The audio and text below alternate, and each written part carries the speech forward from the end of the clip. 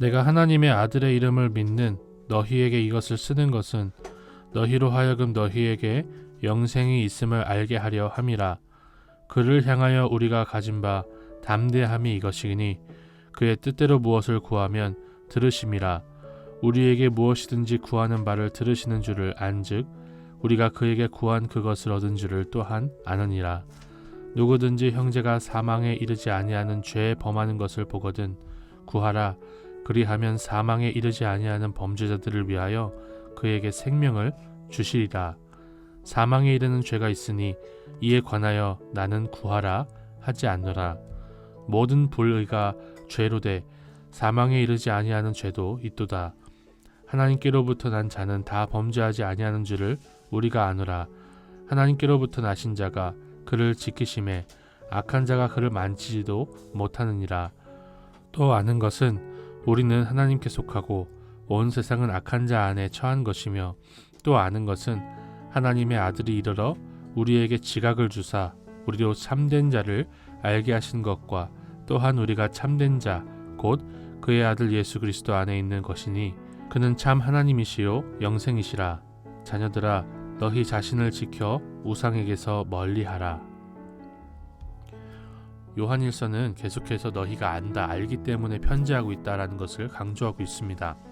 저는 본문의 말씀을 묵상하면서 요한일서가 영생 사용 설명서라는 것을 생각해 볼 수 있었어요.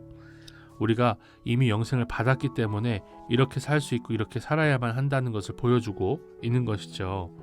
앞서 사도 요한은 형제들을 사랑하라, 형제들을 사랑하는 것이 빛 가운데 걸어가는 것이다 라고 계속해서 이야기했는데 이 편지의 맨 마지막에는 형제들을 위해서 기도하라고 합니다.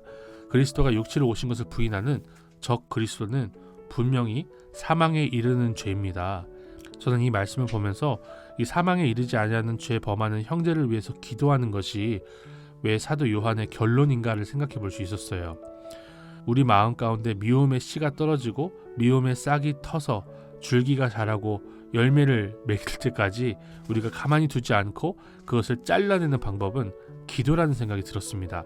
그래서 사도 요한이 우리에게 형제들을 위해서 기도하라고 가리키고 있는 것입니다.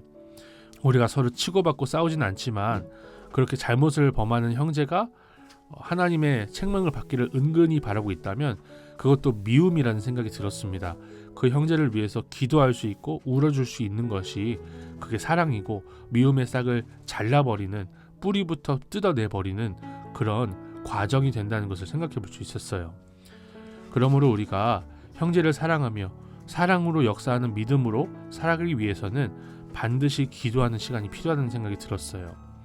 주일이 끝나고 주일 저녁이나 한 주를 시작하는 월요일에 기도를 하는 것, 또 한 주를 마무리하는 금요일에 우리가 모여서 기도를 하는 이 모든 것이 정말 하나님 앞에서 바르게 살기 위해서, 영생 사용 설명서에 맞게 살기 위해서 우리가 할 수 있는 최고의 비결이라는 생각이 들었습니다.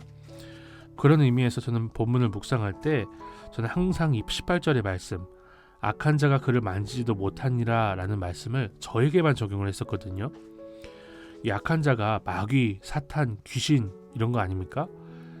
하나님께로부터 나신 예수 그리스도가 우리를 지키기 때문에 나는 마귀나 사탄이나 귀신이 어떻게 할 수 없다 라고 하면서 이 구절을 참 인용을 하고 기도할 때마다 붙들었어요. 그런데 이 본문의 문맥을 계속해서 묵상을 하다 보니까 이게 내 이야기뿐만 아니라 사망에 이르지 아니하는 죄에 범하는 형제들에 대해서 기도할 때 기도의 근거가 되는구나 라는 생각이 들었습니다. 그들이 영생을 사용하지 못하고 영생 사용 설명서에 따라서 사랑을 하지 못하고 형제를 미워하고 치고받고 살지만 그들을 하나님께서 그리스도께서 지키시기 때문에 악한 자가 만지지도 못한다라는 것을 확신하고 그들을 위해서 기도해야 된다는 것이죠. 그들을 위해서 축복해야 된다는 것입니다.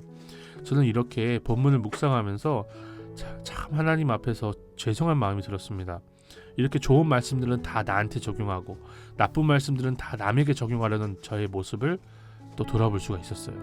좋은 말씀도 하나님의 자녀들이라면 모두에게 적용할 수 있어야 되고 그들을 위해 기도할 수 있어야 되고 그들을 위해 축복할 수 있는 저 자신이 되기를 소망합니다. 하나님 아버지, 우리에게 주신 영생을 어떻게 살아야 하는지 가르쳐 주셔서 감사드립니다. 우리의 형제들이 사망에 이르지 않는 죄악된 행동을 할 때 그들을 위해서 기도하는 것도 사랑의 비결이며 사랑이라는 것을 생각해 볼 수 있게 하시니 감사드립니다. 이것이 영생의 삶이라는 것을 알고 형제를 위해 기도하기를 쉬지 않는 우리가 되게 하옵소서. 예수님의 이름으로 기도드립니다. 아멘.